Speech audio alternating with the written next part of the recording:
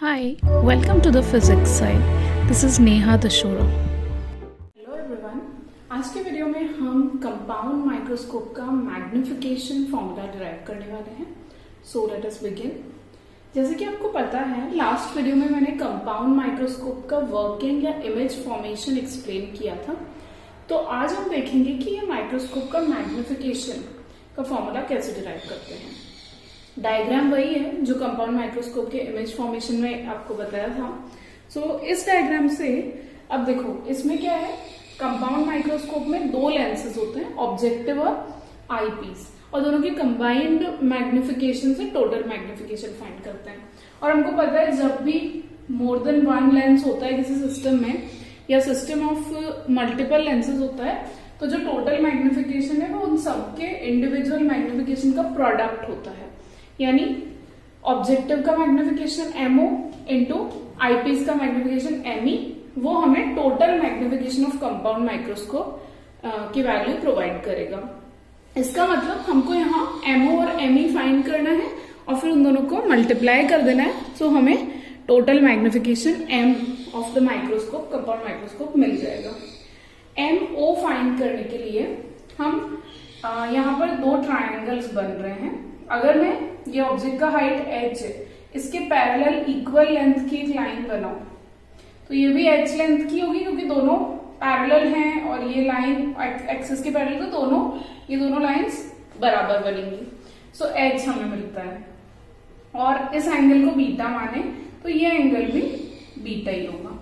सो ये दोनों angles equal होंगे, बीटा एंड बीटा. ओके, यहाँ इसका मतलब है यहाँ पे हमको दो ट्राइंगल मिल रहे हैं. एक मिल रहा है, इसको नाम देते हैं ट्राइंगल 1, और दूसरा राइट ट्राइंगल, ट्राइंगल 2. तो यहाँ राइट ट्राइंगल 1 और राइट ट्राइंगल 2 मिल रहा है. इन दोनों राइट ट्राइंगल्स में बेस एंगल हमने बीटा यहाँ मार्क कर लिया है. तो दोनों ट्राइंगल्स के लिए tan बीटा की वैल्यू फाइंड कर लेंगे. तो दोनों ट्राइंगल्स में tan बीटा अगर निकालते हैं, जैसे कि आपको पता है ट्राइंगल 1 के लिए आपको पता है tan बीटा होता है परपेंडिकुलर अपॉन बेस. ठीक है, सो यहाँ tan थीटा की वैल्यू परपेंडिकुलर अपॉन बेस होती है. तो यहाँ tan बीटा फर्स्ट ट्राइंगल में परपेंडिकुलर है h, और बेस यहाँ FO, focal length of objective के बराबर. ये बेस है ना, ये FO के बराबर है. तो h upon FO, perpendicular h और अपॉन बेस FO.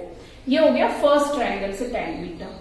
और ट्राइंगल 2 के लिए अगर हम tan बीटा निकालते हैं, क्योंकि ट्राइंगल 2 में भी बेस एंगल बीटा है, तो ट्राइंगल 2 के लिए यहाँ परपेंडिकुलर है h डैश है इमेज की हाइट, तो परपेंडिकुलर, और बेस है आपका L, ट्यूब लेंथ L, तो h dash upon L. Okay, so ये हो गया हमारे पास tan बीटा दोनों ट्राइंगल्स से. अब क्योंकि दोनों बीटा इक्वल है, मतलब दोनों सेम एंगल है, तो दोनों की tan की वैल्यू भी इक्वल होनी चाहिए. तो इससे हम दोनों को बराबर रख देते हैं, दोनों इक्वेशन को. यानी h upon FO is equal to h dash upon L. ठीक है, इससे हमको मिल गया. और क्योंकि हमको पता है मैग्निफिकेशन, अभी हम ऑब्जेक्टिव का निकाल रहे हैं, क्योंकि ऑब्जेक्ट ये पूरा H ऑब्जेक्ट है, H डैश इमेज, ये किसके लिए, ऑब्जेक्टिव लेंस के लिए. तो इससे जो मैग्निफिकेशन मिलेगा, आपको पता है मैग्निफिकेशन का बेसिक और common formula H dash upon H होता है. तो इससे हमको जो मैग्निफिकेशन मिलेगा, इससे हम H डैश अपॉन H निकालते हैं, वो हो जाएगा L अपॉन FO. कुछ भी नहीं किया, मैंने क्रॉस मल्टीप्लाई कर दिया, H को L की जगह और L को H की जगह भेजा, तो हमें H डैश अपॉन H मिल गया.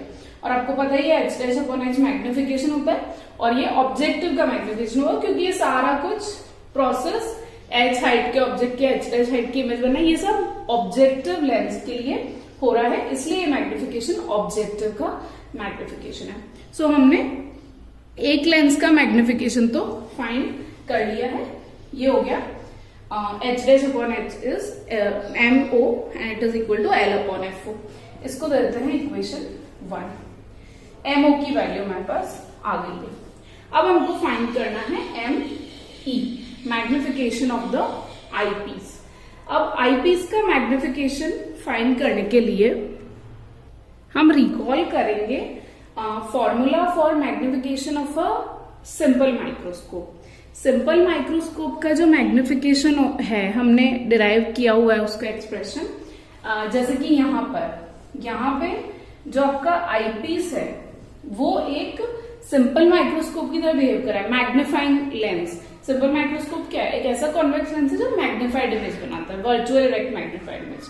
तो यहाँ पर A' B' की वर्चुअल इरेक्ट मैग्नीफाइड इमेज ही तो आईपीस बना रहा है। So it is behaving like a simple microscope. और क्योंकि इमेज डी पे बन रही है तो सिंपल माइक्रोस्कोप की तरह आईपीस बिहेव कर रहा है, इसलिए इसका मैग्निफिकेशन भी वही होगा जो सिंपल माइक्रोस्कोप का होता है, 1+D/f। अब क्योंकि आईपीस है तो आईपीस की फोकल लेंथ f ही लेंगे, ठीक है। सो यहाँ पर ये तब की सिचुएशन में आईपीस का मैग्निफिकेशन है जब इमेज D यानी near point least distance of distinct vision पे बन रही है, ठीक है। तो ये हमें ME की वैल्यू मिलेगी इससे। ये कब है? Image at D, final image at D। अगर इमेज इंफिनिटी पे बनती, फाइनल इमेज, मैंने कल आपको जब कंपाउंड माइक्रोस्कोप का इमेज फॉर्मेशन समझाया था, वर्किंग समझाया था, तभी बताया था कि एक पॉसिबिलिटी ये भी होती है कि A' B' just focus of eyepiece पे लाइट करे। उस केस में जो फाइनल इमेज होगी A', B' and last image वो इंफिनिटी पे बनेगी। तो तब भी ये सिंपल माइक्रोस्कोप की तरह ही बिहेव कर रहा है। तो जब सिंपल माइक्रोस्कोप में फाइनल इमेज या इमेज इंफिनिटी पे बनती है तब उसका मैग्निफिकेशन होता है D/f। ये भी हमने डिराइव किया था पिछले सिंपल माइक्रोस्कोप वाले वीडियो में, आप चेकआउट कर सकते हैं। दोनों सिचुएशंस हमने डिराइव की हुई हैं, जब इमेज D पे बन रही है और जब इमेज इंफिनिटी बन रही है। तो दोनों केसेस के हिसाब से हम वैल्यू ME की ले सकते हैं, ठीक है। अब हमको फाइंड करना है total magnification MO into ME, ठीक है। तो total magnification MO into ME में हम वैल्यूज रख देंगे। यहाँ पर M हो जाएगा आपका, MO है L/FO इंटू ME है। अगर इंफिनिटी वाला ले तो D/FE और अगर D वाला ले तो 1+D/FE। ये तब का मैग्निफिकेशन है जब इमेज बन रही है एट D, है ना। और जब इमेज बन रही है इंफिनिटी पे तो MO तो L/FE FO ही रहेगा, सेम ही रहेगा, L/FO MO, लेकिन ME तब हो जाएगा D/FE। ये हो जाएगा when image is formed at infinity, तब के लिए मैग्निफिकेशन। तो मैग्निफिकेशन ऑफ कंपाउंड माइक्रोस्कोप के दोनों पॉसिबल फॉर्मूला है, लेकिन ज्यादा सुटेबल कंडीशन रहती है इंफिनिटी वाली। और हायर मैग्निफिकेशन के लिए दोनों फोकल लेंथ, ऑब्जेक्टिव की फोकल लेंथ और आईपीस की फोकल लेंथ स्मॉल होनी चाहिए, क्योंकि इनवर्सली प्रोपोर्शनल है। तो जितना स्मॉल वैल्यू होगी F और FE की, उतना ही कंपाउंड माइक्रोस्कोप का मैग्निफिकेशन हायर होगा।